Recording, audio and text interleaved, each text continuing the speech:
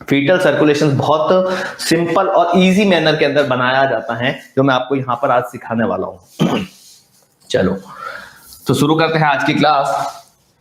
जिनको पढ़ना था वो आ चुके हैं, बाकी देखेंगे आगे, जिनको पढ़ना होगा वो आ भी जाएंगे। चलो ठीक है, सिंपली मैं शुरू करता हूं प्लेसेंटा से। देखो दोनों तरफ से शुरू करवाया जा सकता है। आप कहो तो मैं प्लेसेंटा से उल्टा जाकर भी हार्ट की तरफ जा सकता हूं, और आप कहो तो मैं प्लेसेंटा से हार्ट से होकर नीचे की तरफ भी डाउनवर्ड आ सकता हूं।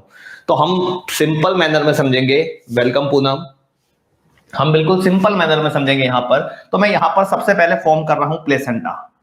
मैं यहां पर सबसे पहले प्लेसेंटा बहुत सिंपल फॉर्मेट के अंदर फॉर्म करूंगा, कोई ज्यादा दुविधाजनक प्लेसेंटा नहीं लूंगा मैं यहां पर। वैसे अच्छा नहीं बनाया, थोड़ा सा सुंदर बनाने की कोशिश करता हूं मैं।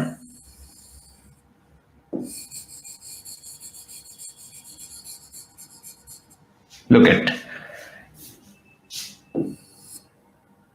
ये आपकी अम्लाइकल कॉर्ड है, ये आपके अम्लाइकल कॉर्ड है। This is the maternal circulations, यहां पर मैं फॉर्म कर रहा हूं। इधर की तरफ आपका मैटरनल सर्कुलेशंस है, ये प्लेसेंटा की वीलस जिसको आप बोलते हो वो वाला पोर्शन है। अब मैं यहां से, देखो आपको भी अच्छे से पता है कि जो अम्लाइकल कोड होती है उसके अंदर एक तो होती है आपकी अम्लाइकल वेन, एक तो होती है आपकी अम्लाइकल वेन, और दो होती है आपकी अम्लाइकल आर्टरीज। मैं यहां पर दो अम्लाइकल आर्टरीज फॉर्म कर रहा हूं। ये प्लेसेंटा के अम्लाइकल कोड के अंदर होकर प्लेसेंटा की तरफ जा रही है, और ये अम्लाइकल वेन है आपकी जो प्लेसेंटा से बाहर या अम्लाइकल कोड से होकर बाहर निकल रही है। लुक एट, मैं पहले जाने वाले रास्ते को यहां पर एक्सप्लेन कर रहा हूं। यहां पर मैंने दो बनाई है, बट मैं आगे सिर्फ एक ही लेकर जा रहा हूं। देखो आप लोगों ने भी अच्छे से पढ़ा होगा कि अपनी बॉडी के अंदर आर्टरी और वेन आपस में कनेक्टेड होती है। आर्टरी ही आगे जाकर वेन बनाती है, और वेन ही आगे जाकर आर्टरी बनाती है। मैं उल्टा दोनों वे में बोल रहा हूं। लुक एट, मैं आपको अगर सिंपल वे में समझाना चाहूं तो ये किसी पार्ट से आ रही एक आर्टरी है, ये आर्टरी आगे जाकर कन्वर्ट होगी आर्टरियोल्स में, जो आपको अच्छे से पता। मैं यहाँ पर येलो कलर से इंडिकेट कर रहा हूं। ये आपकी आर्टरी किस में कन्वर्ट हो गई? आर्टरियोल्स में। आर्टरियोल्स आगे जाकर आपका कन्वर्ट होता है किस में? कैपिलरीज में। लुक एट, ये मैंने आपकी कैपिलरीज बनाई हुई यहां पर। ये मैंने आधी कैपिलरीज बनाई है, क्योंकि कैपिलरीज वाला पोर्शन वो पोर्शन होता है जहां पर एक्चुअल ब्लड के अंदर से गैसेस का ट्रांसमिशन होता है। किसका होता है? यहां पर आपकी गैस एक्सचेंज होती है। तो आप कहोगे सर ये तो आधा ही, मैं आपका आधा आगे बना रहा हूं। यहां पर आर्टरी का ब्लड है, मतलब ऑक्सीजनेटेड ब्लड है, तो यहां पर आपकी ऑक्सीजन टिश्यू ने ले ली। अब आगे जाकर ये कन्वर्ट हो रहा है किसमें? मैं पूरी कैपिलरीज फॉर्म कर रहा हूं। Look at this, this is the complete capillaries हो गई। ये मैंने ग्रीन कलर से इसलिए बनाया ताकि आपको ध्यान रहे, यहां पे कार्बन डाइऑक्साइड गई है आपके ब्लड के अंदर, मतलब गैस का एक्सचेंज हुआ। यहां तक जहां येलो कलर तक आपको दिख रहा है वो आपका ऑक्सीजनेटेड ब्लड है। एक्सचेंज होने के बाद ग्रीन कलर जो मैंने कैपिलरीज फॉर्म की, ये डीऑक्सीजनेटेड ब्लड की कैपिलरीज है, जो आगे जाकर किसमें कन्वर्ट हो गई? वेन्यूल्स में। अब ये वेन्यूल्स आगे जाकर किसमें कन्वर्ट होगा? वेन्स में। किसमें कन्वर्ट होगा? वेन्स में। ये मैंने ब्लू कलर से बना दिया। मतलब एक आर्टरी ही है जो आगे जाकर क्या बनाती है? वेन बनाती है। Good afternoon all of you. Artery ही है जो आगे जाकर क्या बना रही है? वेन्स बना रही है। तो हम यहां पर भी यही चीज फॉलो करेंगे। ये आपकी अम्लाइकल आर्टरी आगे, मैंने इसको ब्लू कलर से इसलिए बनाया है क्योंकि ये तो सिंपल सा फंडा आपको भी पता है कि अम्लाइकल आर्टरी जो आपके प्लेसेंटा की तरफ जा रही है, इसके अंदर डीऑक्सीजनेटेड ब्लड होता है, इसलिए मैंने इसको ब्लू कलर से इंडिकेट किया यहां पर। तो जैसे ही ये आपके प्लेसेंटा के पास में पहुंची, अब ये आगे जाकर मेरे को वापस अम्लाइकल वेन बनानी है, मतलब ऑक्सीजनेटेड ब्लड वाला पोर्शन। तो ये यहां जाकर कन्वर्ट हो गई किसमें? कैपिलरीज में। अब ये कैपिलरीज, इस जगह के ऊपर क्या हो रहा है? मैटरनल ब्लड से ऑक्सीजन आएगी और ये ब्लड हो जाएगा ऑक्सीजनेटेड। तो मैं यहां पर रेड कलर की कैपिलरीज दोबारा से फॉर्म कर रहा हूं, यानी कि अब ये बनने जा रही है आपकी अम्लाइकल वेन। क्या बनने जा रही है? Umbilical when. और ये अम्लाइकल वेन आपके अम्लाइकल कोड के थ्रू बाहर निकल रही है। बाहर निकल रही है इन द सेंस, मैं फीटल बॉडी के अंदर एंटर करवाने जा रहा हूं इसको। Got it? यहां तक आपको ये डायग्राम समझ आ रहा है? मैंने कुछ नहीं किया है, अम्लाइकल वेन को ऑक्सीजनेटेड करके मैटरनल ब्लड से मैंने इसको अम्लाइकल वेन के अंदर कन्वर्ट कर दिया है, अम्लाइकल आर्टरी को। यहां तक डायग्राम समझ आ रहा है?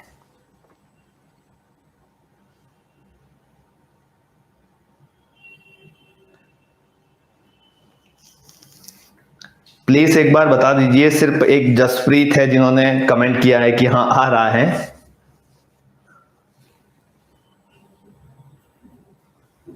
ओके गुड, चलो तो चलते हैं आगे। अब मैंने इसको एंटर करवाया, मैंने रेड कलर से इसलिए बनाया है क्योंकि ये ऑक्सीजनेटेड ब्लड को लेकर चल रही है। इसके अंदर कंसंट्रेशंस लगभग 75 to 80% ऑक्सीजन को कैरी कर रही है ये। अब जैसे अब मैं डायग्राम थोड़ा छोटा बनाऊंगा क्योंकि मेरे पास स्पेस इतना बड़ा नहीं है कि इस डायग्राम के हिसाब से मैं यहां पर बनाता हुआ चलूं। अब ये अम्लाइकल आर्टरी फीटस की बॉडी में एंटर कर रही है। ये अम्लाइकल जो आर्टरी है ये आपकी कहां एंटर कर रही है? फीटल की बॉडी के अंदर एंटर कर रही है। तो देखो अपना जो ब्लड सर्कुलेशन है आपको भी अच्छे से पता है। मैं मेरे बॉडी का अगर ब्लड सर्कुलेशन यहां पर बनाना चाहूं तो आपको, मैं सिर्फ वीनस रिटर्न बना रहा हूं। मेरे पैरों से वीनस रिटर्न आ रहा है भाई, दो इलियक आर्टरी दोनों पैरों से आ रही है, तो ये बना दी मैंने दोनों इलियक आर्टरी। मेरी बॉडी की इलियक आर्टरी आगे जा रही है जो एक बड़ी वेन फॉर्म कर रही है जिसको आप इंफीरियर वेना केवा नाम देते हो। मेरी बॉडी में यहां से एक और वेन भी आ रही है जिस वेन का नाम है क्या? Portal vein. Look at this is the portal vein. ये पोर्टल वेन है जो कहां जा रही है? ये पोर्टल वेन जा रही है मेरी लीवर को। ये आ गया मेरा लीवर, हालांकि लीवर मुझे ब्लू कलर से नहीं बनाना है।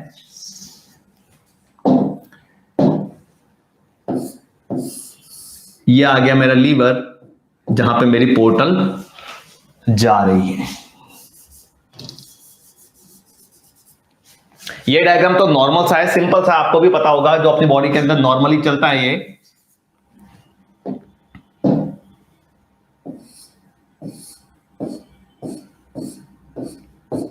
भाई इतना सा डायग्राम तो आप लोग जानते ही हो कि ये पोर्टल है।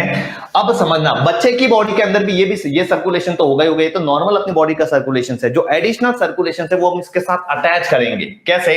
Look at this. ये आ रही है आपकी अम्लाइकल वेन। क्या आ रही है आपकी? ये आ रही है आपकी अम्लाइकल वेन।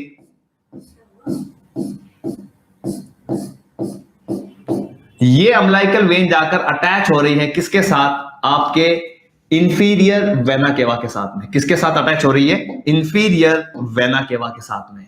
जो एक वेन है, जो आपकी बॉडी की एक मेजर वेन है, उस वेन के साथ में ये अटैच होने जा रही है।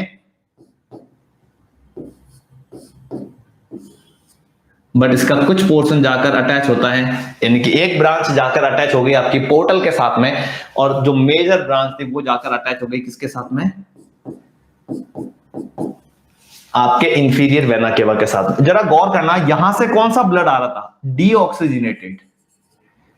यहां से डीऑक्सीजनेटेड ब्लड है जो टुवार्ड्स द हार्ट मूव कर रहा था बच्चे की बॉडी के अंदर, और यहां आकर इसके अंदर क्या मिल गया? Oxygenated blood. तो बताओ इस जगह के ऊपर जहां पर मैं स्टार मार्क बना रहा हूं, इस जगह के ऊपर सपोज जस्ट एन एग्जांपल, अगर मैं इस जगह की बात करूं तो यहां पे ऑक्सीजन की कंसंट्रेशन अगर 55% थी, अम्लाइकल आर्टरी के अंदर ऑक्सीजन की कंसंट्रेशन 80% थी। अब ये दोनों जाकर यहां जाकर मिल रहे हैं, तो इस जगह के ऊपर जहां पर मैंने स्टार बनाया है, यहां पर ऑक्सीजन की कंसंट्रेशन कितनी होगी? 55 होगी या 80 होगी, या इन दोनों के बीच वाली, या 80 से ज्यादा होगी या 55 से कम होगी? जरा सा आप खुद गौर करके बता दो। आपने दूध में पानी मिलाया है, तो सपोज करो एक टोन्ड मिल्क था, उसके अंदर आपने फुल क्रीम, ये आपका टोन्ड मिल्क आ रहा है, यहां पर आपने फुल क्रीम मिल्क मिला दिया, तो ओवरऑल दूध का जो फैट का अमाउंट है वो बढ़ेगा या घटेगा? ओवरऑल फैट का अमाउंट बढ़ेगा या घटेगा? मेरे को इस बात का जवाब दो।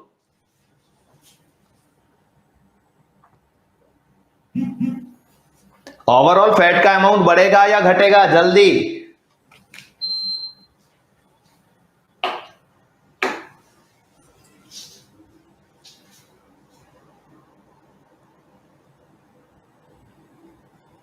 चलो तो मैं बताता हूं, अगर 55 आप मैथमेटिकल फॉर्मूले से भी करना चाहो तो भी आप आराम से दोनों को जोड़कर 2 से डिवाइड कर दो तो भी आपको कंसंट्रेशन मिल जाएगी। इस जगह के ऊपर ऑक्सीजन की कंसंट्रेशन हो जाएगी अप्रोक्सीमेटली 70 to 75%, मतलब बढ़ाई है, हालांकि एक्यूरेट नहीं ले रहा हूं मैं, लेकिन ऑक्सीजन की कंसंट्रेशन बढ़ जाएगी।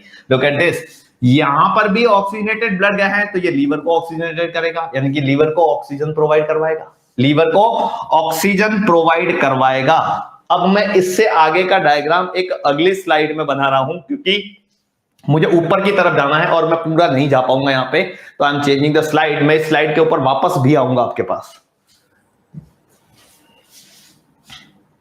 पहले एक बार मैं आपको यहां पर भी बता दूं, लुक एट दिस। इस जगह के ऊपर निकलती है क्या, आपकी हिपैटिक वेन, और ये हिपैटिक वेन तो नॉर्मल सर्कुलेशन में भी इंफीरियर वेना केवा के साथ में जाकर अटैच होती है।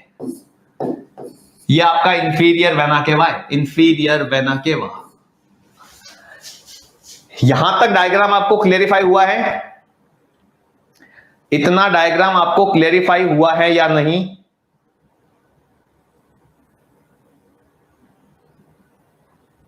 Good. I am changing the slide, थोड़ा सा फोकस करना, मैं यहां से आगे कंटिन्यू करूंगा।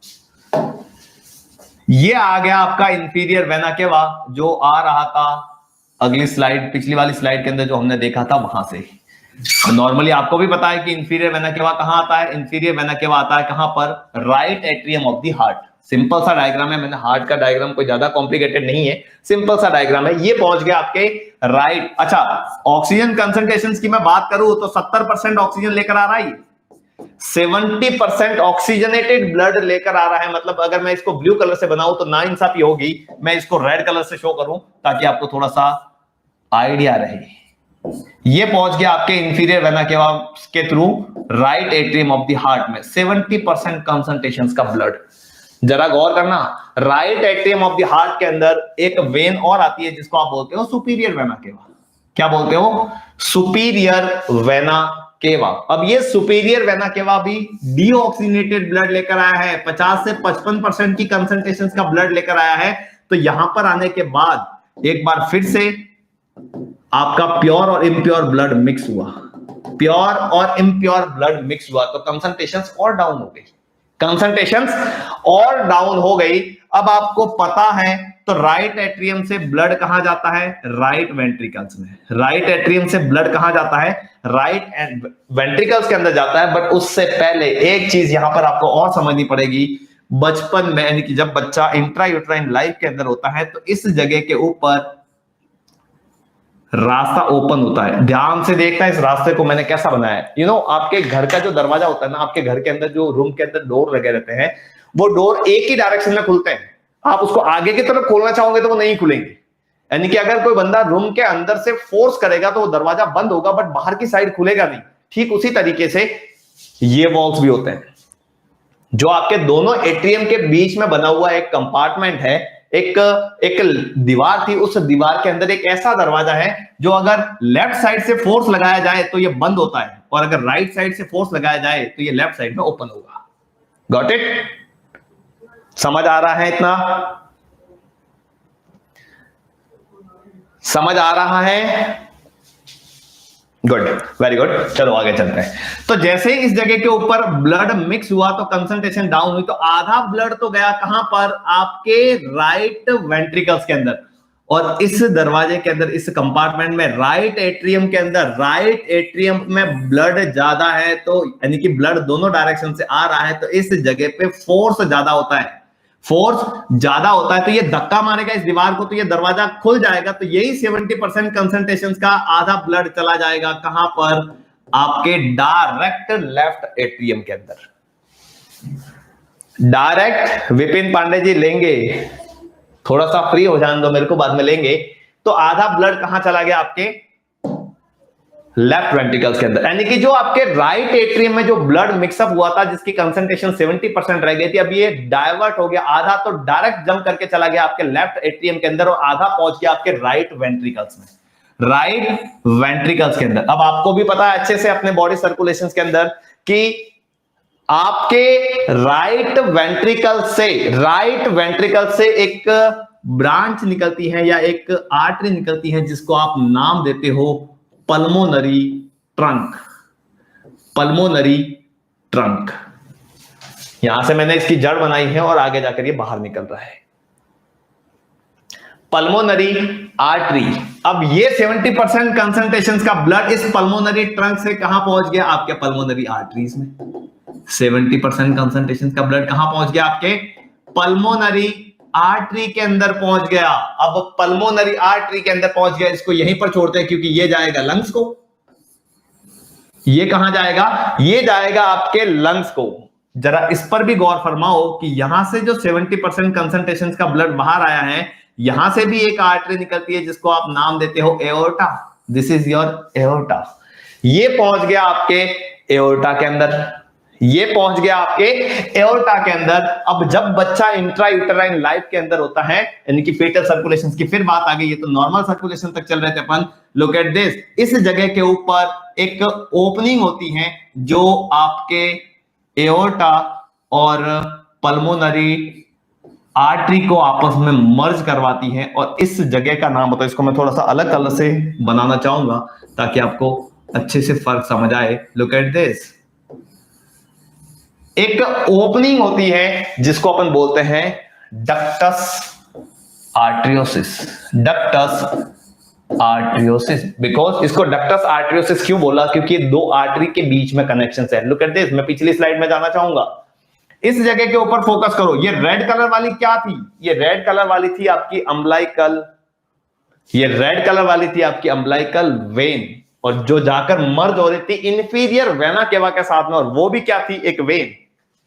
तो ये जो दो वेन्स के बीच में जो कनेक्शन बना है, this connection is called ductus venosus.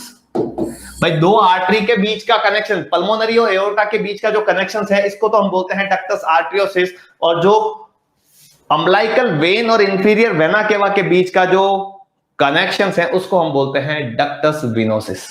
Simple है, दो वेन के बीच का कनेक्शन डक्टस वेनोसिस और दो आर्टरीज के बीच का कनेक्शन डक्टस आर्टरियोसिस। Got it? यहां तक समझ आ रहा है? अरे यहां तक समझ आ रहा है? गुड।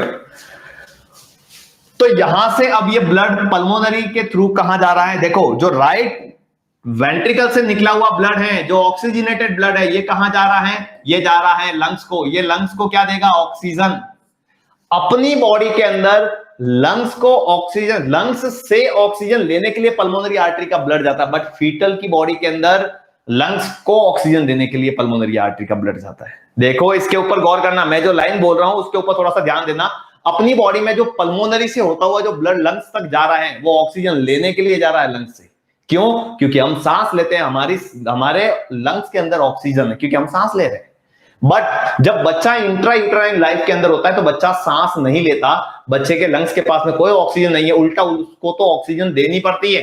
अरे जब पौधा छोटा होता है तो उसको हम पानी पिलाते हैं, हम खाद खिलाते हैं, हम सारे के सारे खनिज लाकर डालते हैं, बट जब वो बड़ा हो जाता है तो वो उल्टा हमको फल देता है। सेम लाइक दैट, लंग्स की भी ऐसी कंडीशंस हैं कि जब लंग्स बच्चे की बॉडी में और बच्चा इंट्रायूटेराइन लाइफ में, तब तक उसको ऑक्सीजन हमें देनी है। जब बच्चा मार्केट में लॉन्च हो जाएगा, यानी कि डिलीवर्ड होकर बाहर आ जाएगा, तो ये लंग्स उस बच्चे की बॉडी को ऑक्सीजन देगी।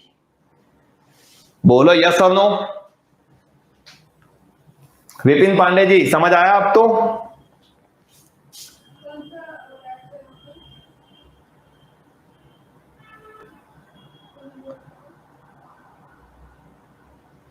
चलो गुड, तो चलते हैं आगे।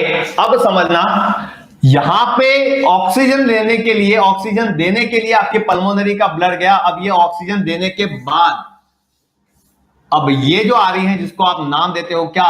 Pulmonary vein. अपनी बॉडी के अंदर अपन इसको क्या बोलते हैं? Pulmonary vein. और आपको भी पता है कि पल्मोनरी वेन आकर कहां खुलती है। देखो, मैंने एक लंग्स की और एक ही बनाई, हालांकि एक लंग्स की दो होती है, ये दो लंग्स से होकर ये चार आती है। लो, मैं यहां पर दो फॉर्म कर लेता हूं। ये ब्लड लाकर छोड़ेगी कहां पर? राइट। इसने ब्लड लाकर ऑक्सीजन, देखो पल्मोनरी का ब्लड गया लंग्स को, और लंग्स को ऑक्सीजन दी, और देने के बाद पल्मोनरी वेन के थ्रू ये ब्लड कहां आया? लेफ्ट एट्रियम के अंदर। जरा मुझे एक चीज बताओ, जरा मुझे एक चीज यहां पर बताना, पल्मोनरी वेन, मैं फीटल सर्कुलेशन की बात कर रहा हूं, जब बच्चा इंट्रायूटेराइन लाइफ के अंदर है, तो वहां पर पल्मोनरी वेन के अंदर ऑक्सीजनेटेड ब्लड है या डीऑक्सीजनेटेड ब्लड है?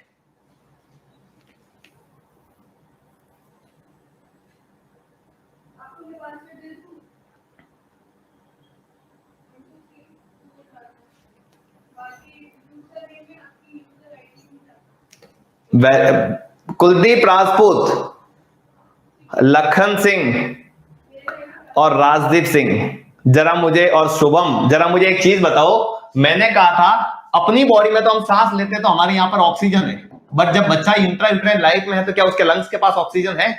नहीं है। तो जो देखो मैं वापस रिपीट कर रहा हूं, सुनना। Okay Vipin Pandey, I am repeating, look at this. बच्चे की इंट्रा यूट्राइन लाइफ के अंदर यहां तक आपको समझ आया था कि 70% कंसंट्रेशन का ब्लड बच्चे के राइट एट्रियम के अंदर पहुंचा है, आधा तो डायरेक्ट जंप मार के चला गया लेफ्ट एट्रियम के अंदर, आधा पहुंच गया आपके राइट वेंट्रिकल के अंदर। राइट वेंट्रिकल से पंप हुआ ब्लड और पल्मोनरी के अंदर चढ़ा, कितनी कंसंट्रेशन का? 70% कंसंट्रेशन का। तो ये 70% कंसंट्रेशन का ब्लड जो ऑलरेडी ऑक्सीजनेटेड है और बच्चे के फीटस के लंग्स के पास जा रहा है, क्यों? क्योंकि फीटस का लंग्स काम नहीं कर रहा है, वो सांस नहीं ले रहा है, तो उसको जिंदा रहने के लिए ऑक्सीजन देने गया है।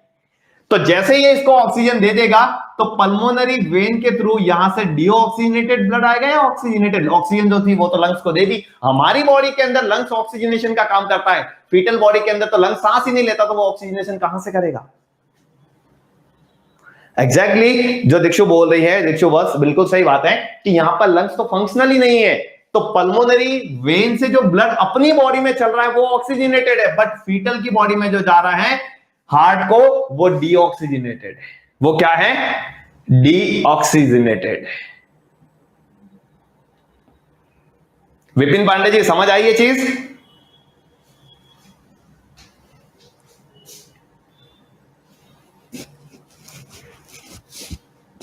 चलो गुड, अब चलते हैं आगे। अब इस पूरी की पूरी प्रक्रिया में एक चीज देखना, यहां से 70% कंसंट्रेशन का ब्लड आया था आपके लेफ्ट एट्रियम के अंदर। कंसंट्रेशन कितनी थी? 70%। यहां से जो ब्लड आया है उसकी कंसंट्रेशन है 50, क्योंकि ये लंग्स को ऑक्सीजन देकर आया है। गया राइट साइड से था, आया लेफ्ट साइड में, तो ये ऑक्सीजन देकर आया है। मतलब कंसंट्रेशन जो है, यानी कि आपके पास प्योर मिल्क था, उसके अंदर आपने टोन मिल्क मिला दिया, मतलब कंसंट्रेशन फिर कम हो गई, 65% हो गई यहां पे कंसंट्रेशन। कंसंट्रेशन कितनी हो गई? 65। जरा इधर देखो, 65 कंसंट्रेशन का ब्लड पहुंचा कहां पर? आपके लेफ्ट वेंट्रिकल्स के अंदर। कहां पहुंचा? आपके लेफ्ट वेंट्रिकल्स के अंदर। कहां पहुंचा? आपके लेफ्ट वेंट्रिकल्स के अंदर। अब जैसे ही लेफ्ट वेंट्रिकल पंप करेगा तो ये ब्लड जाएगा एओर्टा में। कहां जाएगा? एओर्टा के अंदर। ये डायग्राम समझ आ रहा है आप लोगों को? मैं यहां पर एओर्टा का कलर चेंज कर लेता हूं।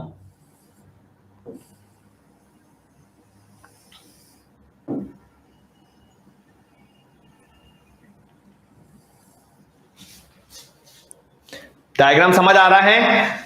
जैसे ही लेफ्ट वेंट्रिकल्स ने पंप किया तो ये ब्लड पहुंचा कहां पर? आपके एओर्टा के अंदर।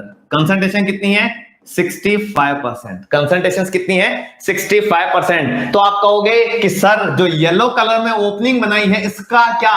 तो इसका क्या? तो सुन लो, येलो कलर की ओपनिंग कहां थी? पल्मोनरी वेन या आर्टरी? पल्मोनरी आर्टरी, जो कहां से आ रही थी? राइट साइडेड वेंट्रिकल से आ रही थी, जिसमें 70% कंसंट्रेशन का ब्लड था, जो कहां जा रही थी? लंग्स को जा रहा था वो ब्लड, बट यहां पर रास्ता होने के कारण आधा ब्लड वापस डायरेक्ट एओर्टा में आ जाता है, आधा ब्लड डायरेक्ट एओर्टा के अंदर आ जाता है। मतलब 65 कंसंट्रेशन एओर्टा का ब्लड था, लेकिन उसमें 70% फिर मिल गया, तो ये लगभग 72 कंसंट्रेशन हो गई। यहां पर 72% कंसंट्रेशन हो गई आपके एओर्टा के ब्लड की।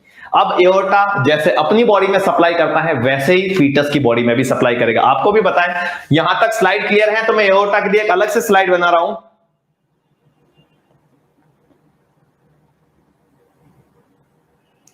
यहां तक ये स्लाइड क्लियर है, तो मैं स्लाइड चेंज कर रहा हूं। ओके, ये आ रहा भाई साहब आपका एओर्टा। मैं यहां पर सिर्फ एओर्टा फॉर्म कर लेता हूं। Look at this, this is your opening, जिसको आपने नाम दिया था डक्टस आर्टरियोसिस। लुक, नीचे जाता abdominal arch of aorta, thoracic aorta, abdominal aorta. और आपको भी पता है एओर्टा यहां से नीचे जाते ही, जैसे ही इस वाले पोर्शन पे आया, यहां से दो भागों में डिवाइड, क्योंकि आधा आधा दोनों पैर में जाना है, जिसको आप बोलते हो इलियक आर्टरी। ये पहुंच गई भाई साहब आपकी इलियक आर्टरी। कंसंट्रेशन 72 सप्लाई करते हुए आ रहा है ये सब जगह पे ऑक्सीजन देते हुए आ रहा है एओर्टा, क्योंकि एओर्टा का काम ही है मार्केट में सप्लाई करना ऑक्सीजन को, तो ये सप्लाई करते हुए आ रहा है। जैसे ही आपके पैर वाले पोर्शन पे आया, ये दो भागों में डिवाइड हो गया, आधी एक पैर में जाएगी, आधी एक पैर में, जिसको आप बोलते हो इलियक आर्टरी। ये आपकी बन गई दो इलियक आर्टरी। इलियक आर्टरी जो आपके लेफ्ट साइड में जा रही है वो लेफ्ट इलियक आर्टरी, जो आपके राइट साइड में जा रही है वो राइट इलियक आर्टरी। सबसे बड़ा मुद्दा यही फंसेगा।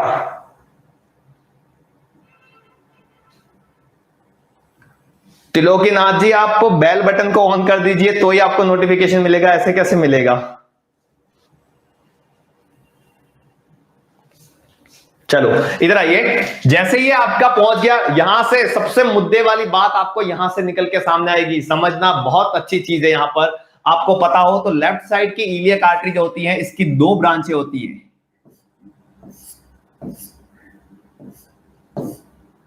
लेफ्ट साइड की जो इलियक आर्टरी होती है, इसकी दो ब्रांचें होती हैं। एक होती है लेफ्ट इंटरनल इलियक और दूसरी होती है लेफ्ट एक्सटर्नल इलियक। पर सबसे रोमांचित करने वाली बात यहां पर यह है, लुक एट दिस, जो अंदर की तरफ खुल रही है वो एक्चुअल में बाहर जाती है। इसको हम बोलते हैं external, left external iliac artery.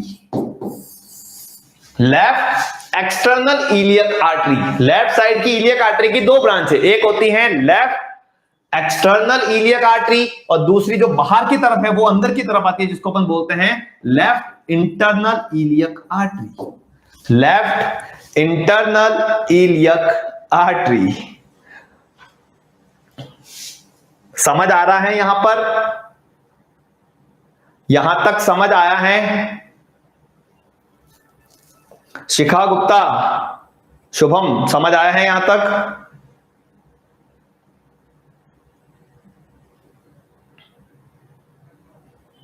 चलो, ठीक उसी तरीके से राइट साइड में भी सेम फंडा फॉलो होता है कि ये दो भागों में डिवाइड होती है। एक होती है आपकी राइट इंटरनल इलियक और दूसरी होती है right external iliac. Right external iliac, look at, जो इंटरनल इलियक है वो पेरिनियल ऑर्गन को सप्लाई करेगी, जो इंटरनल इलियक है वो पेरिनियल ऑर्गन को सप्लाई करेगी, और जो एक्सटर्नल इलियक है वो पैर के नीचे तक जाएगी। जो एक्सटर्नल इलियक है वो पैरों के नीचे तक, आपकी टिबिया फिबुला होती हुई पैरों की डोर्सल पेडिस वहां तक जाकर उनको सप्लाई करेगी। अब आप कहोगे कि सर यहां से 72% की कंसंट्रेशन लेकर ये सप्लाई करते, ये बांटते बांटते आ रहा है, तो जब आपकी इलियक आर्टरी तक पहुंचेगा तब तक उसके पास कंसंट्रेशन कम हो जाएगी। तब तक उसके पास कंसंट्रेशन क्या हो जाएगी? कम हो जाएगी। जो आपकी इंटरनल इलियक है, जो आपकी इंटरनल इलियक है, इसके पास पहुंचते पहुंचते तो कंसंट्रेशन काफी कम हो जाएगी, काफी कम हो जाएगी, लगभग 50-55% की कंसंट्रेशन रह जाएगी। तब यहां से इंटरनल इलियक लेफ्ट साइड भी और इंटरनल इलियक राइट साइड भी, इन दोनों से एक एक ब्रांच निकलती है आर्टरी की, जिसको हम बोलते हैं क्या? जिसको हम बोलते हैं क्या? जिसको हम बोलते हैं क्या? जिसको हम बोलते हैं अम्बलाइकल आर्टरी। सबसे इंपॉर्टेंट क्वेश्चंस, अम्बलाइकल आर्टरी का ओरिजिन कहां से होता है? तो अम्बलाइकल आर्टरी की एक ब्रांच निकलती है लेफ्ट साइडेड इंटरनल इलियक से और दूसरी निकलती है राइट साइडेड इंटरनल इलियक से। जो कहां जाएगी? अरे जो कहां जाएगी? जो जाएगी कहां? ये रही आपकी वो इंटरनल इलियक, जो जाएगी प्लेसेंटा को, जो जाएगी प्लेसेंटा को।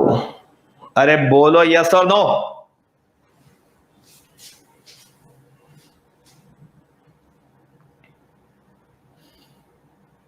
तो कुछ समझ आया है यहां तक?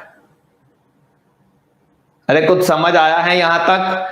अब इसके बनने वाले, इसमें जो समझने वाली चीजें हैं वो सारी देखो। सबसे पहली चीज जो मैं आपको बोल रहा हूं वो सुनना, हालांकि वो अपनी बॉडी के ऊपर भी एप्लीकेबल होगी। फर्स्ट थिंग, हमेशा हार्ट के उस कंपार्टमेंट का प्रेशर ज्यादा होता है जिस साइड ऑक्सीजनेटेड ब्लड होता है।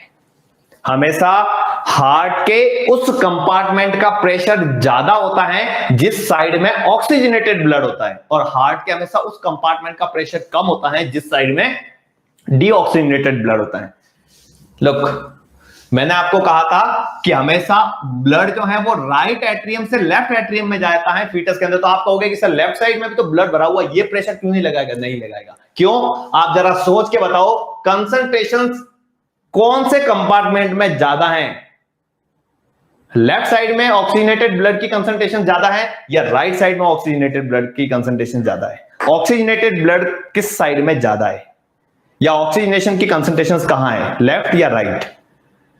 राइट साइड में। कहां पर है? राइट साइड में। दैट्स व्हाई राइट साइड का ब्लड प्रेशर लगाता है और ये दरवाजा ओपन होता है। अपनी बॉडी में ऑक्सीजन की कंसंट्रेशन किस साइड ज्यादा है? अपनी बॉडी के अंदर ऑक्सीजन की कंसंट्रेशन किस साइड ज्यादा है? लेफ्ट साइड में। तो अपनी बॉडी में जैसे ही बच्चा डिलीवर हुआ, लुक एट, समझना इस चीज को, जैसे ही बच्चा इंट्रा यूट्राइन लाइफ में था तो उसकी लेफ्ट साइड के अंदर ऑक्सीजन, राइट साइड के अंदर ऑक्सीजनेटेड ब्लड था, तो वो फोर्स लगा के इस दरवाजे को खुला रख रहा था, जिसको आप बोलते हो फोरामिन ऑफ ओवेल। अभी मैं समझाऊंगा आपको। आप इसको बोल रहे थे फोरामिन ऑफ ओवेल। जब बच्चा इंट्रा यूट्राइन लाइफ के अंदर था तो उसके राइट साइड के कंपार्टमेंट में ऑक्सीजनेटेड ब्लड था, तो प्रेशर राइट साइड का ज्यादा था। प्रेशर किसका ज्यादा था? राइट साइड का। सुनना, तो राइट साइड से आपकी निकलती है पल्मोनरी, तो ऑब्वियस सी बात है, और लेफ्ट साइड से निकलती है एओर्टा। तो जब बच्चा इंट्रा यूट्राइन लाइफ के अंदर है तो प्रेशर किसका ज्यादा होता है, पल्मोनरी का या एओर्टा का?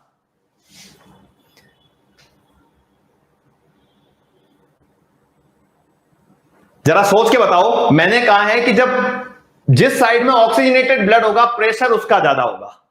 तो जरा आपने एक चीज तो बोल दी कि सर राइट एट्रियम का प्रेशर ज्यादा होगा क्योंकि बच्चा फीटस के अंदर राइट एट्रियम के अंदर ऑक्सीजनेटेड ब्लड है। जरा पल्मोनरी और एओर्टा का भी कंपेयर करके बताओ। ऑब्वियस सी बात है, पल्मोनरी का प्रेशर ज्यादा होगा। तो सेम चीज, ऐसा का ऐसा दरवाजा यहां भी लगा रहता है, ऐसा का ऐसा दरवाजा यहां पर भी लगा रहता है। Look at this is the दरवाजा जिसको आप बोलते हो पीडीए, पेटेंट डक्टस आर्टरियोसिस। अब जरा सोचना, सिर्फ 1 मिनट के लिए सोचना, जैसे ही बच्चा मार्केट में लॉन्च हुआ, जैसे ही बच्चा मार्केट में लॉन्च हुआ, यानी कि जैसे ही बच्चे की डिलीवरी हुई और आपने अम्बिलिकल कॉर्ड को कट किया, जैसे ही बच्चा मार्केट में लॉन्च हुआ और बच्चे के लंग्स ने सांस लेना शुरू कर दिया, तो जैसे ही बच्चे के लंग्स ने सांस लेना शुरू कर दिया, तो जो इस जगह के ऊपर जो ब्लड आपके कहां आ रहा है, लंग्स के पास, लंग्स ने काम करना शुरू कर दिया, तो यहां से ऑक्सीजनेटेड ब्लड आना स्टार्ट हो जाएगा या नहीं होगा?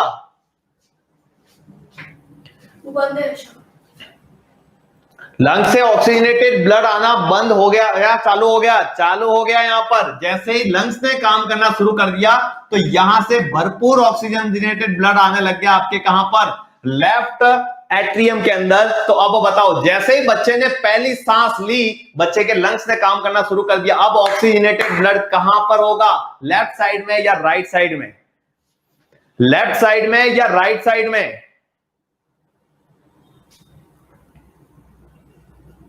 लेफ्ट साइड में। तो प्रेशर लेफ्ट साइड के कंपार्टमेंट का ऑटोमेटिकली बढ़ जाएगा, और जैसे ही लेफ्ट साइड का कंपार्टमेंट का प्रेशर बढ़ गया, क्योंकि ऑक्सीजनेटेड ब्लड है, ये प्रेशराइज करेगा इस दरवाजे को, तो ये दरवाजा क्या हो जाएगा? खुला रहेगा या बंद रहेगा? ये दरवाजा खुल जाएगा या बंद रहेगा?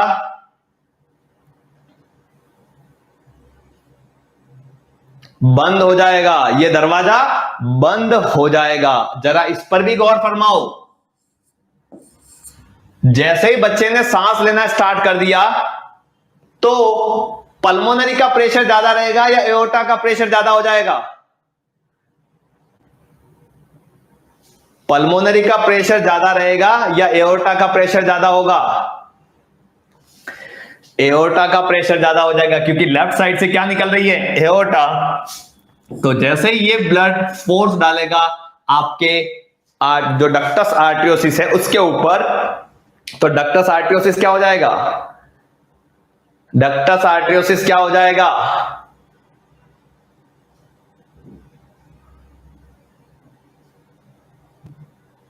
क्लोज हो जाएगा। डक्टस आर्टरियोसिस क्या हो जाएगा? क्लोज, बंद हो जाएगा। इसीलिए कहते हैं कि जैसे बच्चा मार्केट में लॉन्च होता है, दो चीजें इंस्टेंटली बंद हो जाती है। क्या?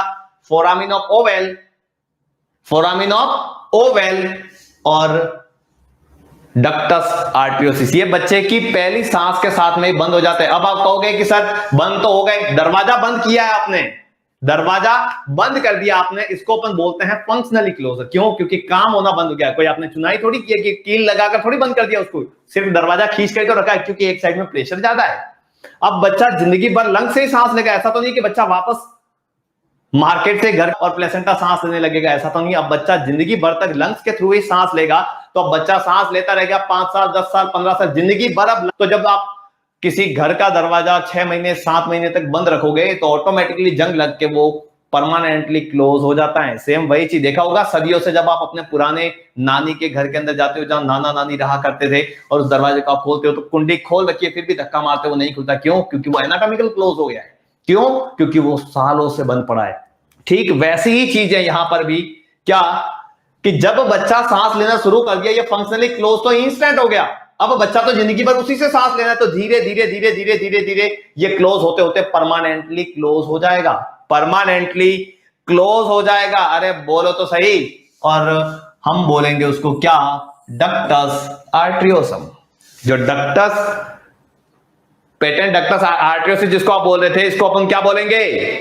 Ductus arteriosum, ligamentum arteriosum. नाम सुने हो नहीं सुने हो? डक्टस आर्टरियोसिस किसमें कन्वर्ट हो गया? लिगामेंटम आर्टरियोसम। बात करते हैं इसकी कि सर ये क्लोज होकर एनाटॉमिकल क्लोज हो जाएगा 6 महीने या 1 साल के अंदर, तब हम इसको बोलेंगे क्या? इसको बोलेंगे हम फोसा ओवेलिस। जो फोरामिन ऑफ ओवेल था उसको हमने क्या नाम दिया? Fossa ovalis. बंद होने के बाद हमने क्या नाम दिया इसको? Fossa ovalis. अब बात आती है कि सर इसका क्या होगा? जैसे ही अम्बिलिकल कोड कट, जैसे ही आपकी अम्बिलिकल कोड कट हो गई उसके बाद में यहां से ब्लड आना बंद, आपकी प्लेसेंटा और अम्ला ये सारी की सारी चली गई। भाई यहां से कट होने के बाद आपका प्लेसेंटा चला गया, आपके पास पोर्शन अब इतना बच रहा है। पोर्शन मैं इसको मिटा सकता हूं। लुक एट, ये वो जो 2 आर्टरी थी वो, ये आपकी अम्बिलिकल वेन, जो डक्टस वीनोसिस था ये बंद हो जाएगा। ये बंद हो जाने के बाद क्योंकि यहां से ब्लड आना बंद हो गया तो इसको हम बोलेंगे क्या? ये convert, ductus venosus will convert into the, जल्दी, ductus venosus. Very good. Ligamentum venosum, इसको हम क्या बोलेंगे क्लोज होने के बाद? Ligamentum venosum. Ligamentum venosum, ligamentum venosum. और जो आपने अम्बिलिकल आर्टरी जो आपने कट की है, अब यहां से ये खींच कर, जब आप किसी रबर को खींच कर तोड़ते हो ना तो वो उछल के कहीं और जाकर लपेट जाता है। ठीक उसी तरीके से ये आपकी जो अम्बिलिकल आर्टरी थी, जैसे ही आपने कट की तो ये टुकड़ा यहां से जाकर आपके लीवर के एक राउंड लगा देगा। लीवर के एक राउंड लगा देगा जिसको हम बोलते हैं लिगामेंटम टेरस। Ligamentum terrace. आपने देखा होगा लीवर के ऊपर एक खांच पड़ी रहती है। अरे जब लीवर का डायग्राम बनाते हो आप तो कुछ इस तरीके का डायग्राम बनाते हो। Look at this.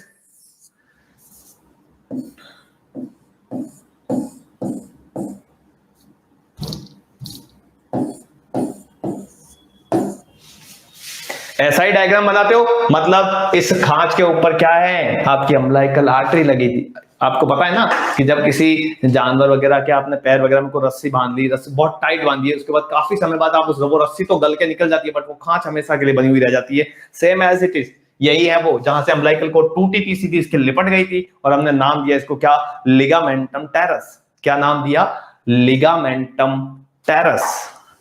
Ligamentum teres. कुछ समझ आया है? कुछ समझ आया है यहां तक? गुड। अब आती है मुद्दे की बात। अब मुद्दे की बात क्या? हमारे पास क्या थे? हमारे पास कुछ मुद्दे थे जो फीटल सर्कुलेशन के अंदर इंपॉर्टेंट टॉपिक या इंपॉर्टेंट की पॉइंट्स बन रहे थे। वो क्या थे? एक था डक्टस आर्टरियोसिस। डक्टस आर्टरियोसिस जो किस किस के बीच में था? पल्मोनरी आर्टरी प्लस एओर्टा, इन दोनों के बीच में था। एक था foramen of oval. Foramen of oval जो किस किस के बीच में था? राइट एट्रियम और लेफ्ट एट्रियम के बीच में। राइट एट्रियम और लेफ्ट एट्रियम के बीच में था। ये जैसे ही बच्चा मार्केट में लॉन्च होता है ऑटोमेटिकली इंस्टेंटली ये बंद हो जाते हैं। इंस्टेंटली ये क्या हो जाते हैं? बंद हो जाते हैं। समझना इस बात को, इंस्टेंटली ये बंद हो जाते हैं अगर बच्चा डिलीवर होने के बाद, अगर बच्चा डिलीवर होने के बाद भी ये चीजें अगर ओपन रह जाए तो हम बोलते हैं कि इस बच्चे के दिल में छेद है, दिल में छेद है। लोकल लैंग्वेज में सुना होगा ना कि क्या है, तो कि बच्चे के दिल में छेद है, बच्चे के दिल में छेद है। ये वो दिल में छेद जो कभी इंट्रा यूट्राइन लाइफ में खुले थे और एक्स्ट्रा यूट्राइन लाइफ में भी खुले रह गए, जो बंद हो जाने थे। अरे जिसको कंजेनाइटल हार्ट एनोमलीज के नाम से भी जानते हैं अपन, कंजेनाइटल हार्ट एनोमलीज के नाम से भी जानते हैं कि जब बच्चा इंट्रा यूट्राइन लाइफ में होता है तो ये दोनों खुले रहने चाहिए, जो अपन ने अभी फीटल सर्कुलेशन के अंदर देखा। बट बच्चा जैसे ही एक्स्ट्रा यूट्राइन लाइफ के अंदर आ जाता है तो ये क्लोज हो जाने चाहिए, ये क्लोज हो जाने चाहिए। बट ये क्लोज अगर नहीं हुए और बच्चा इन स्ट्रक्चर ओपन के साथ में मार्केट में लॉन्च हो गया तो हम बोलते हैं कि इस बच्चे के दिल में छेद है। मतलब जैसे आप बोलते हो ना कि बच्चा सफर कर रहा है किससे, पीडीए से, पीडीए, पेटेंट डक्टस आर्टियोसिस, मतलब बच्चे के पल्मोनरी और एओर्टा के बीच में जो कनेक्शन था वो कनेक्शन ओपन रह गया है, वो कनेक्शन ओपन रह गया है, वो कनेक्शन क्या हो गया है, ओपन रह गया है। सुनना, बहुत इंपॉर्टेंट चीज बता रहा हूं जो आपके दो सब्जेक्ट के एक कॉमन व्यू को क्लियर करेगी यहां पर। अच्छा, इंट्रा यूटेराइन लाइफ के अंदर ये डक्टस आर्टियोसिस खुला रहना चाहिए या नहीं रहना चाहिए, जरा मुझे इस बात का जवाब दो। डिक्शोवत्स, मैं आपको साइनोटिक ए साइनोटिक भी बताऊंगा, इसके बाद में हम एक और क्लास लेंगे, वो स्पेशली इसी के ऊपर लेंगे। पर फिलहाल इसकी कुछ बेसिक सी चीजें वो समझा रहा हूं मैं यहां पर आपको। जरा मुझे एक चीज सोचकर बताओ, इंट्रा यूटेराइन लाइफ के अंदर ये खुला रहना चाहिए या नहीं रहना चाहिए? यस और नो में जवाब दो फटाफट। इंट्रा यूटेराइन लाइफ के अंदर आपका डक्टस आर्टियोसिस ओपन रहना चाहिए या नहीं रहना चाहिए? ओपन रहना चाहिए, ओपन रहना चाहिए। मैंने आपको स्ट्रक्चर बता दी। अगर इंट्रा यूटेराइन लाइफ के अंदर ये क्लोज हो जाए तो बच्चा मर जाएगा। अगर इंट्रा यूटेराइन लाइफ के अंदर ये क्लोज हो जाए तो ऑब्वियस सी बात है एओर्टा के अंदर ऑक्सीजनेटेड ब्लड आता वो नहीं आएगा, तो ऐसे में बच्चे की कंडीशंस खतरे में आ सकती है। तो इंट्रा यूटेराइन लाइफ में ये ओपन रहना चाहिए, लेकिन बच्चा जैसे ही एक्स्ट्रा यूटेराइन लाइफ के अंदर आ जाते हैं उसके बाद में ये इंस्टेंटली बंद हो जाना चाहिए। अगर सुनना, इंट्रा यूटेराइन लाइफ के अंदर ये बंद हो जाए तो बच्चे की जान को खतरा है, और एक्स्ट्रा यूटेराइन लाइफ के अंदर अगर ये ओपन रह जाए तो बच्चे की जान को खतरा है। एम आई राइट? मैंने एक सिंगल लाइन बोली है कि अगर इंट्रा यूटेराइन लाइफ के अंदर ये बंद हो जाए तो बच्चे की जान को खतरा है, और एक्स्ट्रा यूटेराइन लाइफ के अंदर अगर ये खुला रह जाए तो बच्चे की जान को खतरा है। करेक्ट बोल रहा हूं ना मैं?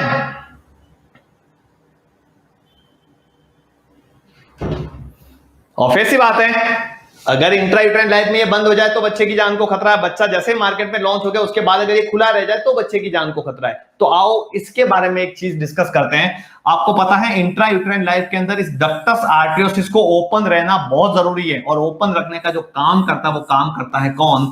प्रोस्टाग्लैंडिन्स। प्रोस्टाग्लैंडिन्स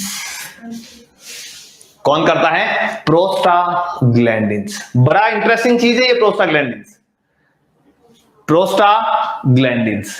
अच्छा, इंट्रा यूटेराइन लाइफ के अंदर इसको ओपन रखता है प्रोस्टाग्लैंडिन्स। अब बच्चा जैसे ही मार्केट में लॉन्च हो गया, डिलीवर होकर बाहर आ गया, बाहर आने के बाद आपका डक्टस आर्टियोसिस अभी भी ओपन है, जो एक डिजीज है जिसको आप बोलते हो पीडीए, पेटेंट डक्टस आर्टियोसिस। क्या बोलते हो? पीडीए। इंट्रा यूटेराइन लाइफ के अंदर इसको ओपन रख रहा था प्रोस्टाग्लैंडिन। तो जरा मुझे बताओ, एक्स्ट्रा यूटेराइन लाइफ के अंदर बच्चा बाहर आ गया, अभी भी ओपन ही है, मतलब उसको अभी भी कौन ओपन करके चल रहा है? अभी भी उसको कौन ओपन करके चल रहा है? अभी भी उसको कौन ओपन करके चल रहा होगा?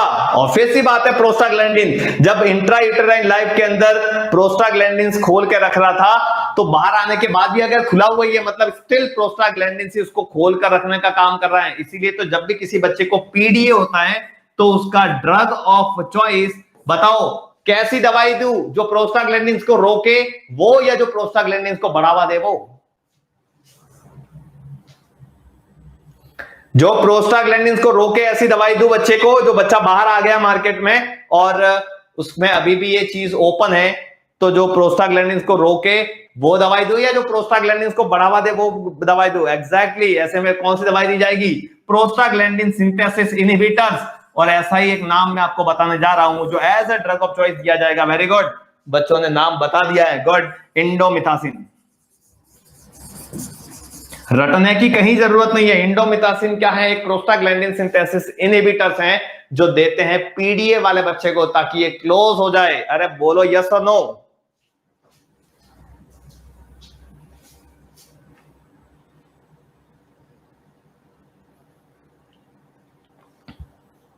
Very good. चलो इंडोमिथासिन के बारे में थोड़ा सा और जिक्र करवाता हूं मैं आपको यहां पर। एक कंडीशन होती है ओब्स के अंदर जिसका नाम है पॉलीहाइड्रोएमनियोज। पॉलीहाइड्रोएमनियोज सुने होंगे इस नाम को आपने अच्छे से। अरे सुने हो नहीं सुने हो? पॉलीहाइड्रोएमनियोज करके नाम सुना होगा आपने, और एक नाम सुना होगा क्या? ओलिगोहाइड्रोएमनियोज। ओलिगोहाइड्रोएमनियोज, गुड। तो आप पॉलीहाइड्रोएमनियोज की अगर मैं बात करूं तो पॉलीहाइड्रोएमनियोज मतलब ये रहा आपका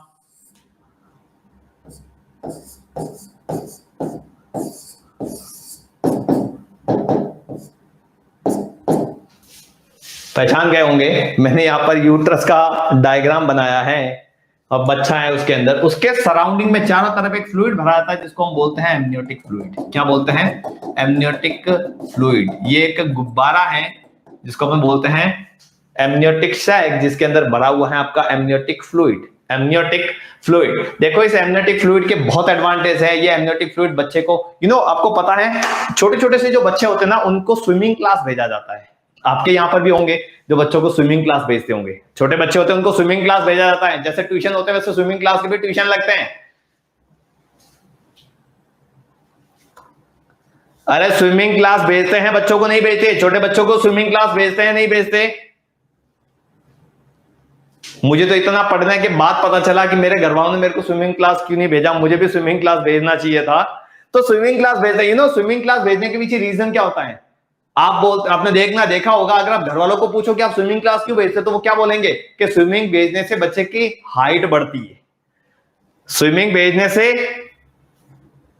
हाइट बढ़ती है। Rajdeep Singh ji, exactly, indomethacin is also drug of choice for the acute gout, क्योंकि अक्यूट गाउट के अंदर भी हो क्या रहा है? पेन और इन्फ्लामेशन ही तो हो रहा है। जॉइंट्स का पेन और इन्फ्लामेशन भी तो हो रहा है। तो पेन और इन्फ्लामेशन के लिए जिम्मेदार प्रोस्टाग्लैंडिन ही होते हैं, इसलिए वहां पर भी इंडोमिथासिन दी जाती है।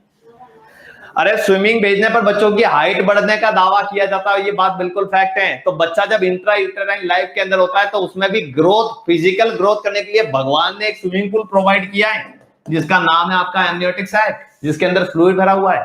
तो इस स्विमिंग पूल में जितना कम पानी होगा उतने ही तैरने में आसानी नहीं होगी, तो बच्चे की फिजिकल ग्रोथ रुक जाएगी। जब बच्चा इंट्रा यूटेराइन लाइफ के अंदर होता है, अगर कोई लेडी ओलिगोहाइड्रोएमनियोज से सफर कर रही है तो बच्चे की ग्रोथ इतनी अच्छी नहीं होती, इतनी अच्छी नहीं होती। अरे बोलो तो सही, होती है क्या इतनी अच्छी? नहीं होगी।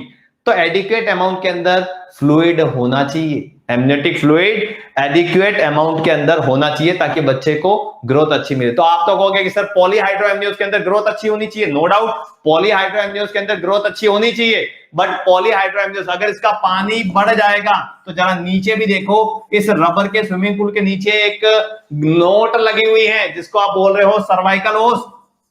सर्वाइकल ओस, अगर जरूरत से ज्यादा गुब्बारे में पानी हो गया तो ये नोट खुल जाएगी और पानी बाहर बह जाएगा।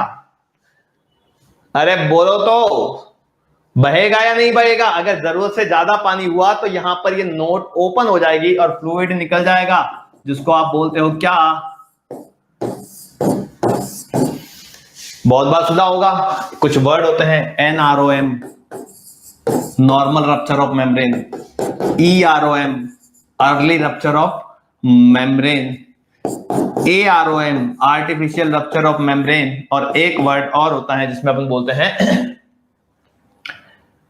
अच्छा NROM, EROM, AROM, सुने हो ये सारे नाम? Very good. एक होता है PROM, premature rupture of membrane. तो ये ऐसी कंडीशनें इजाद हो जाएगी, इसलिए यहां पर ज्यादा फ्लूइड भी काम का नहीं है। इसके अलावा अगर ये जरूरत से ज्यादा फ्लूइड भरा है तो यूट्रस जरूरत से ज्यादा स्ट्रेच होगा। अरे यूट्रस जरूरत से ज्यादा स्ट्रेच होगा या नहीं होगा? यूट्रस जरूरत से ज्यादा स्ट्रेच होगा, और यूट्रस जरूरत से ज्यादा स्ट्रेच होगा तो जरा यहां देखना, यूट्रस की वॉल से चिपका हुआ है आपका प्लेसेंटा। यूट्रस की वॉल से चिपका हुआ है आपका प्लेसेंटा। अगर आप एक किसी स्ट्रेचेबल कपड़े के ऊपर, सुनना, आपके पास अगर कोई स्ट्रेचेबल कपड़ा हो तो उसके ऊपर एक स्टिकर चिपकाना। एक क्या चिपकाना है? स्टिकर। स्टिकर चिपकाने के बाद उस कपड़े को आप स्ट्रेच करना तो वो स्टिकर उखड़ जाता है। वो स्टिकर क्या हो जाएगा? उखड़ जाएगा। तो अगर जरूरत से ज्यादा पानी भर गया एमनियोटिक सैक के अंदर, पॉलीहाइड्रोएमनियोज जैसी कंडीशन हो गई, तो यूट्रस ओवर स्ट्रेच होगा, और यूट्रस ओवर स्ट्रेच होगा तो इस पर ऊपर लगा हुआ प्लेसेंटा टाइम से पहले ही उखड़ जाएगा। Premature separation of the placenta is called, जल्दी, टाइम से पहले प्लेसेंटा सेपरेट हो जाएगा due to the over stretching of the uterus, जिसके कारण एक कंडीशन अराइज होगी, क्या? Very good, abruptio placenta. इसलिए जरूरत से ज्यादा पानी भी काम का नहीं है, मतलब एक नॉर्मल अमाउंट में चलना चाहिए। तो मैं बात कर रहा हूं पॉलीहाइड्रोएमनियोज की चर्चा कर रहे थे, तो पॉलीहाइड्रोएमनियोज से पहले मैं आपको एमनियोटिक फ्लूइड के एडवांटेजेस बता रहा था यहां पर। तो जब बच्चा इंट्रायूटेराइन लाइफ के अंदर होता है तो ये पानी उसको तैरने के लिए, देखो जितना पानी होगा उतनी ज्यादा स्पेस मिलेगी। पानी नॉर्मल होगा तो स्पेस ज्यादा मिलेगी, तो ये बच्चा इतने एरिया के अंदर घूम सकता है, अच्छे से स्विमिंग कर सकता है, तो बच्चे की फिजिकल ग्रोथ अच्छे से होगी। बच्चे की फिजिकल ग्रोथ अच्छे से होगी। अगर ये पानी कम होगा, ओलिगोहाइड्रोएमनियोज होगा, तो ऐसे में बच्चे की ग्रोथ कम होगी। चलो, बच्चा इसी एमनियोटिक फ्लूइड को पीता है और इसी एमनियोटिक फ्लूइड के अंदर सुसु करता है। बच्चा इसी एमनियोटिक फ्लूइड को पीता है और बच्चा इसी एमनियोटिक फ्लूइड के अंदर सुसु करता है।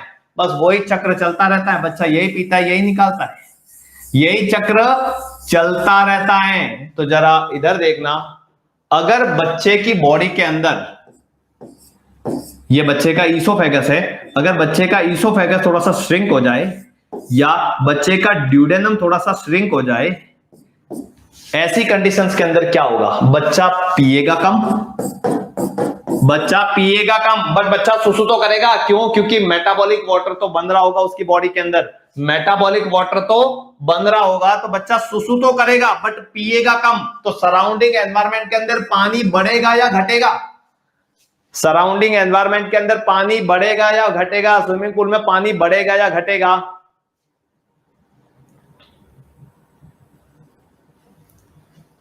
बच्चा पी तो रहा है बट सुसु करके निकाल कम रहा है, तो बाहर के एनवायरनमेंट के अंदर, सॉरी, बच्चा पी कम रहा है क्योंकि ड्यूडेनल एट्रेशिया है या ईसोफेजियल एट्रेशिया, तो बच्चा पी कम पा रहा है बट निकाल इतना का उतना रहा है, तो सराउंडिंग एनवायरनमेंट में पानी क्या होगा? बढ़ेगा। कंडीशन अराइज होगी, क्या?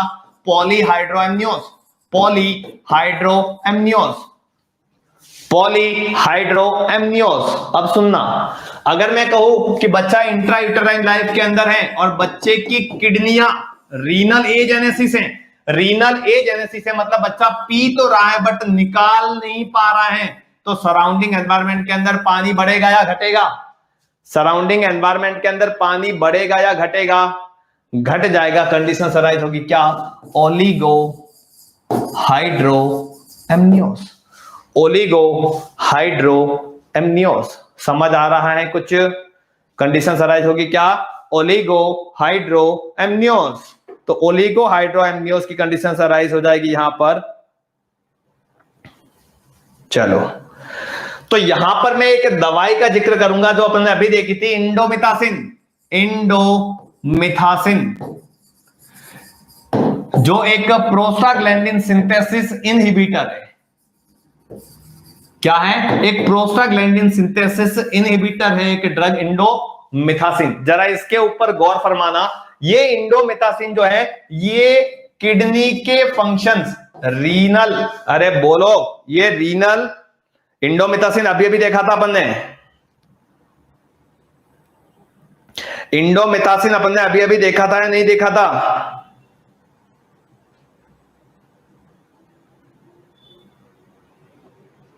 अरे इंडोमिथासिन अभी देखा था ना अपन ने।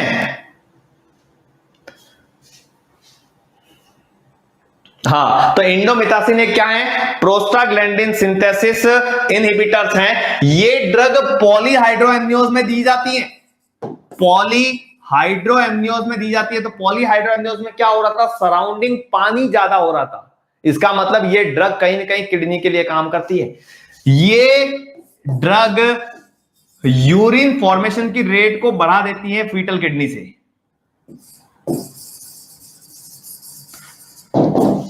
ये ड्रग किडनी से यूरिन फॉर्मेशन की रेट को बढ़वा देती हैं। अरे बोलो तो सही,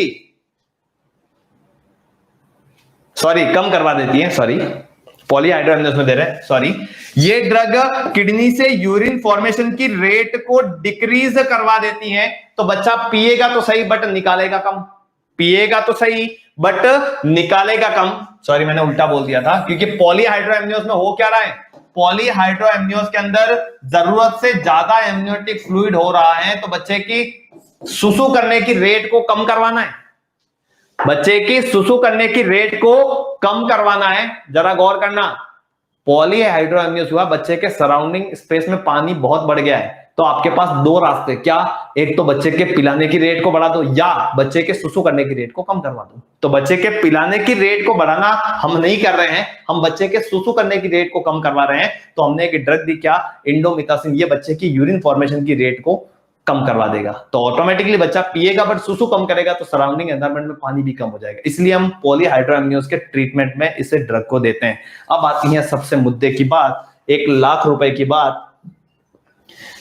ये हम पॉलीहाइड्रोएमिनोस तो फीटल की बात कर रहे थे ना। एक बच्चा है जो इंट्रा यूटेराइन लाइफ के अंदर है, बच्चा, एक लेडी है जो प्रेग्नेंट है और वो लेडी सफर कर रही है पॉलीहाइड्रोएमिनोस से। एक लेडी है जो सफर कर रही है पॉलीहाइड्रोएमिनोस से, और उसको ट्रीटमेंट के लिए क्या दिया गया, इंडोमिथासिन। के बच्चे जो फीटस है, उस फीटस को क्या दिया, उस मदर को दिया गया इंडोमिथासिन। उस लेडी को क्या दिया गया, इंडोमिथासिन। ये इंडोमिथासिन आपने मदर को दी, मदर से ये ड्रग प्लेसेंटा से होती हुई कहां पहुंची, फीटस में। फीटस में जाकर इसने क्या किया, रीनल फंक्शन को क्या किया, डिक्रीज। अच्छी बात या खराब बात,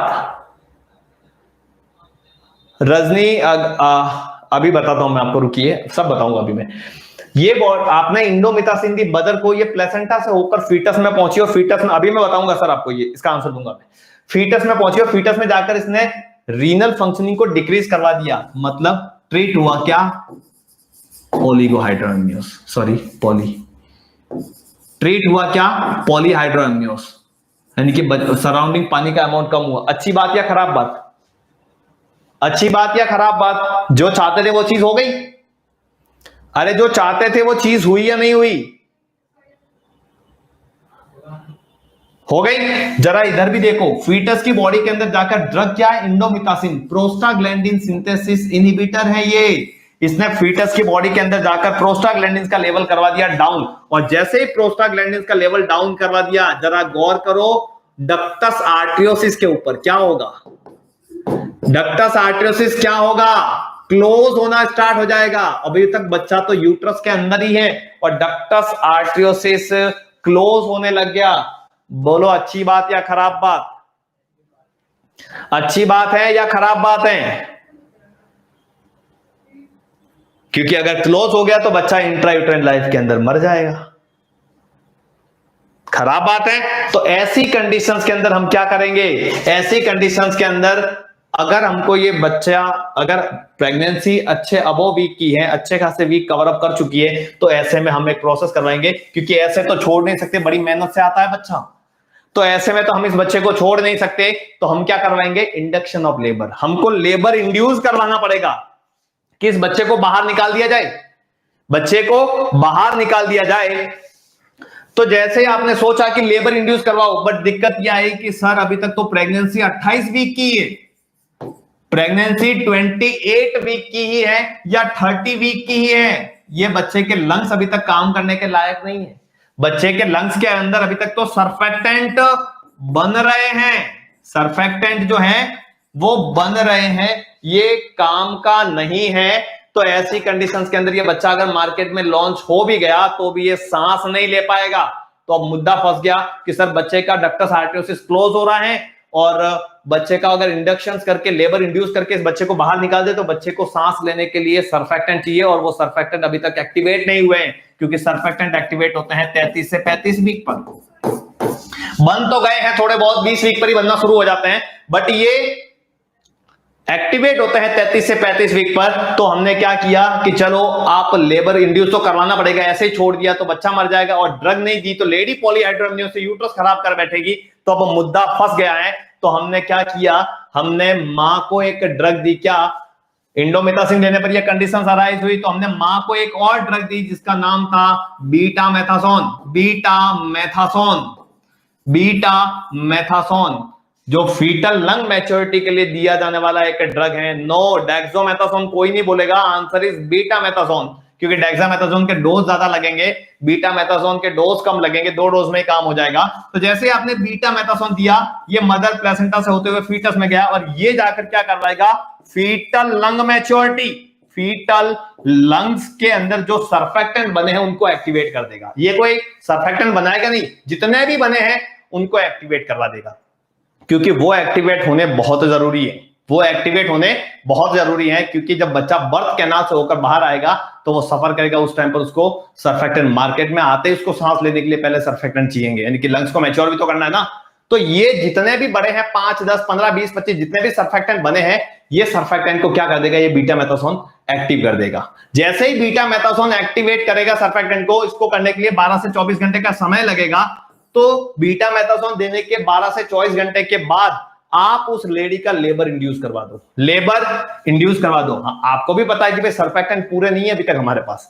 तो जैसे ही 12 से 24 घंटे के बाद आपने लेबर इंड्यूस करवाया, और जैसे ही बच्चा मार्केट में लॉन्च हुआ, सर्फेक्टेंट पूरे नहीं थे, तो अब हमको मार्केट से खरीद कर एंडोट्रेकियल रूट से सर्फेक्टेंट देने पड़ेंगे। सर्फेक्टेंट तैयार रखे जाते हैं, क्योंकि ये बच्चा बाहर आने के बाद आपको सर्फेक्टेंट की जरूरत पड़ेगी, क्योंकि आपने उसको टाइम से पहले ही बाहर निकाल दिया, तो लंग्स प्रॉपर्ली मैच्योर नहीं है। तो मार्केट में बने बनाए एक्टिवेटेड सर्फेक्टेंट मिलते हैं, आपको पता हो नाम, तो एक्सोसर्फ और क्यूरोसोर के नाम से आते हैं। ये एक्सोसर्फ और क्यूरोसोर के नाम से आते हैं, और वो सर्फेक्टेंट बच्चे को एंडोट्रेकियल रूट से दे दिए जाते हैं जैसे बच्चा डिलीवर होकर बाहर आता है तुरंत। Got it?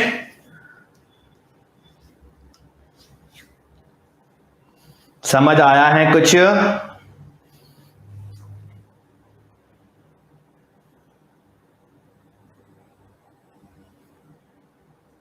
चलो, तो रंजी अघारी, इन्होंने क्वेश्चन पूछा था कि सर एंडोमेथासिन गाउट के अंदर कैसे। सुनना, देखो अपनी बॉडी के अंदर प्रोस्टाग्लैंडिन्स क्या क्या काम करते हैं। प्रोस्टाग्लैंडिन्स जिम्मेदार होता है पेन के लिए, प्रोस्टाग्लैंडिन्स करवाता है फीवर, प्रोस्टाग्लैंडिन्स ही करवाता है स्वेलिंग, प्रोस्टाग्लैंडिन्स ही करवाता है यूटेराइन कॉन्ट्रैक्शंस, यूटेराइन कॉन्ट्रैक्शंस, और प्रोस्टाग्लैंडिन्स ही बनाता है कंटेंट जिसका नाम है थ्रोम्बोक्सिन।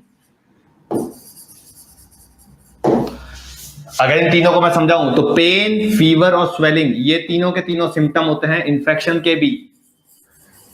देखो इन्फेक्शन के भी सिम्टम होते हैं, स्वेलिंग भी अलग से है, फीवर भी अलग से है, कुछ भी है। तो अगर किसी पेशेंट को पेन, फीवर या स्वेलिंग तीनों में से कुछ भी हो रहा है, मतलब काम कर रहा है प्रोस्टाग्लैंडिन, तो आप इन तीनों में ड्रग क्या दोगे?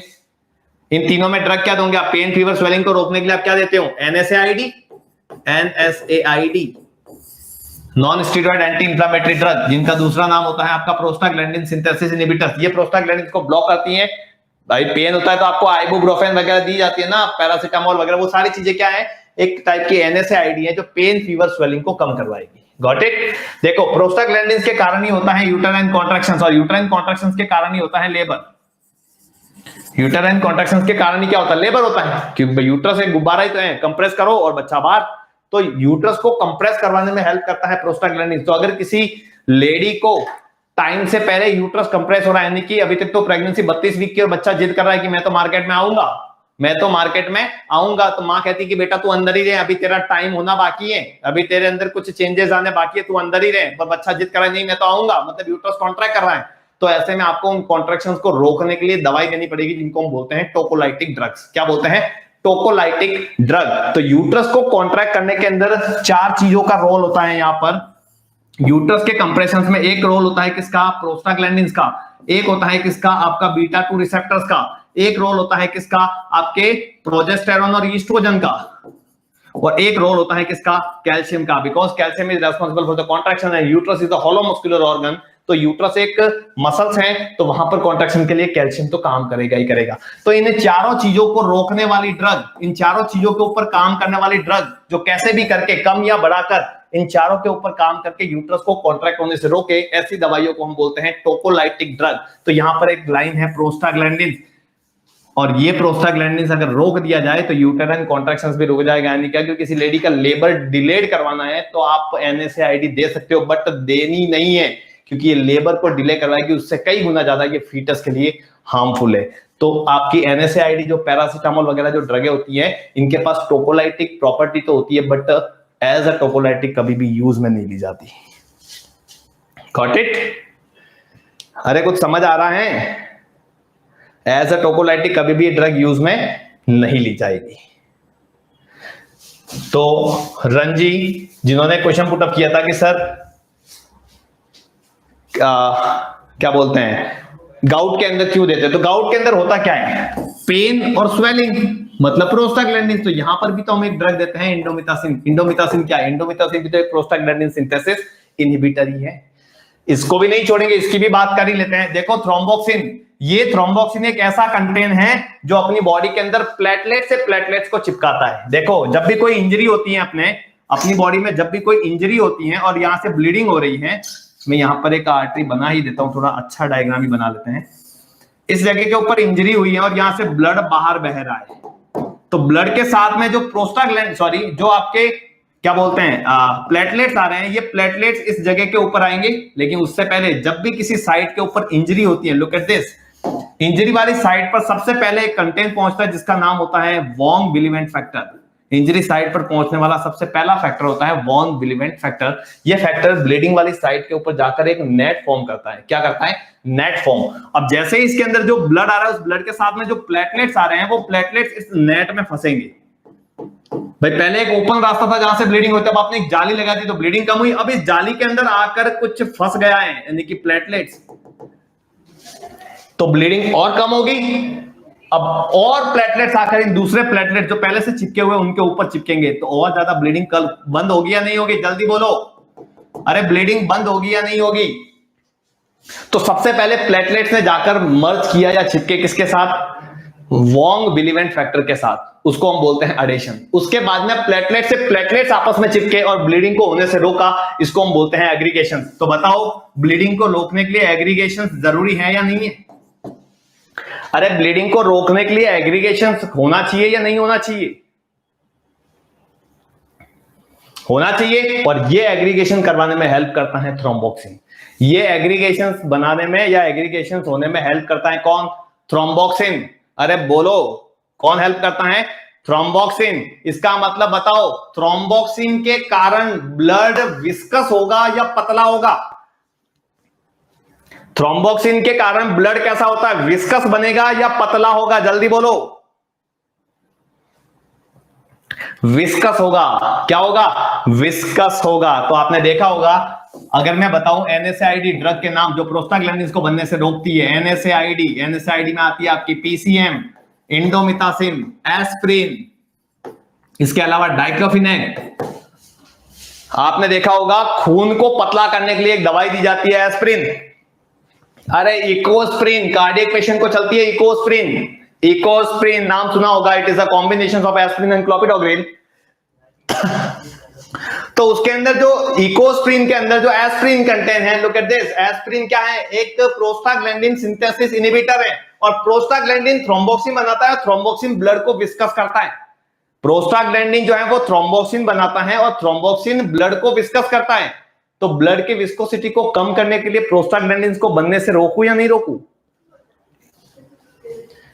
अरे ब्लड की विस्कोसिटी को कम करने के लिए प्रोस्टाग्लैंडिन को होने से रोकू या नहीं रोकू?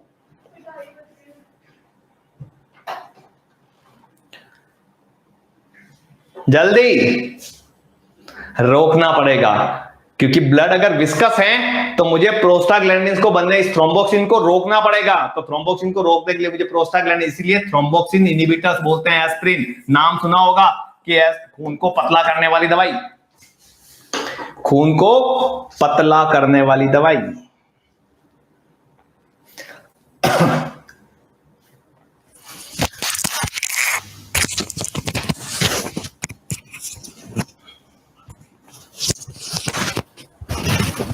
आई होप सो आप लोगों को यहां तक समझ आई होगी क्लास एग्जैक्टली लखन सिंह जो एमआई के पेशेंट के अंदर दी जाती है। Got it? No, this is Hariom Sharma ji, this is not anticoagulants, this is antiplatelets। Anticoagulant तो वो होती हैं जो क्लोटिंग फैक्टर के ऊपर काम करके उनको काम करने से रोके, जिनका नाम है आपका हेपेरिन और वारफेरिन। ये एंटीप्लेटलेट्स होगी Hariom Sharma ji. Got it? Thank you so much इतना टाइम मुझे झेलने के लिए।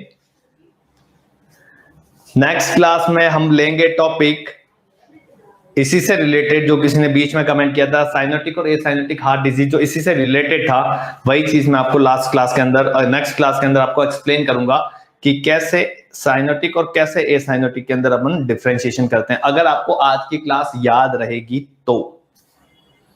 Thank you so much. अगर लेक्चर पसंद आया हो तो शेयर एंड सब्सक्राइब जरूर करें, बाकी आपकी श्रद्धा, क्योंकि हाँ हमारा मोटो रहता है टू प्रोवाइड नॉलेज।